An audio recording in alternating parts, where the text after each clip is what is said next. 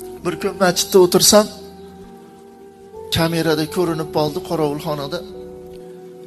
Bir ayol kelib, masjid eshigini taydaqdan, baqa yurib qoldi. Keyin qorovulga aytdim, "Chiqingchi." Chiqsam, chiqdi, "Domla kerak" debdi. "Domla sizni so'rayapti."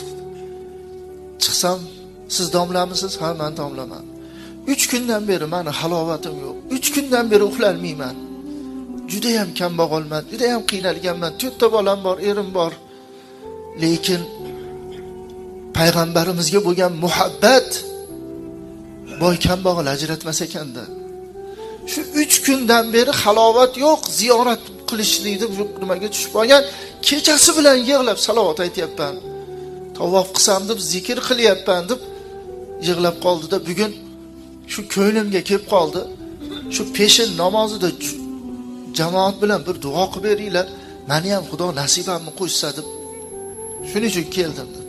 Xo'p bo'ladi deb oldilarida ham duo qildik-ku, peshinda keyin jamoat bilan duo qildik.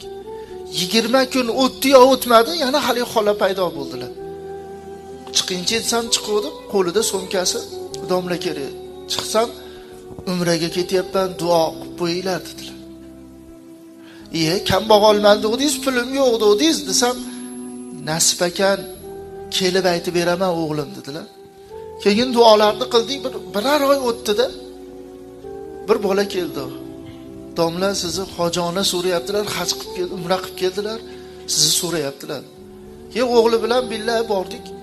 Mehmonxonada o'tirgan ekanlar, kirib duoyiz, Fotiha, hol ahvol so'rab, "Ha, hojola, pulim yo'q dedingiz, kambag'alman, qiynalganman, bolalarim ko'p dedingiz, umraga ketib borib keldingiz" desam, deb gapirib berdilarki, o'sha sizga borib aytib kelib kechasi bilan uxlalmadim, kechasi bilan joy namozni ustida yig'lab chiqdim dedilar. Xo'p, bir bomdodni o'qib yana yig'lab bir tursam, bir uyqu g'olib qildimi, bir peshonamni sajdaga qo'yib tursam, eshik taqraqa taraq bo'lib qoldi. Kim ekan bu ertalabda bu chaqirayotgan deb chiqsam, bir yigit turibdi eshik tagida. Chiroyli mashinam yo'g'agan. "Keling o'g'lim, ha keldim. Siz falonchi ayamisiz?" debdi. "Ha, men falonchi ayaman." "Nimaga keldingiz?" "Sizni men umraga jo'nataman" dedi. "O'g'lim, hazillashmang. Yuragim chataq, 3 kundan beri, 4 kundan beri halovatim yo'q, bezotaman" desa, "Men ham 4 kundan beri bezotaman. Chunki Rasululloh 4 kundan beri tushimga kiradilar. Falon joyda falon ayol bor. Shu ayolni meni ravzamga jo'nat, qiyomatda albatta seni shafaat qilaman" deyaptilar, dedilar. Va bugunlik kechasida Rasululloh tushimga kirib, uyingizni yo'lagiga ko'rsatilib, ismingiz aytildi. Shuning uchun keldim. Meni ota-onam o'tib ketgan. Meni farzandingizni qatoriga qo'ysangiz, men sizni umraga jo'nataman. O'zim kutib olaman. Siz tufayli men Rasulullohni ko'rdim. Siz tufayli men sahobaga aylandim.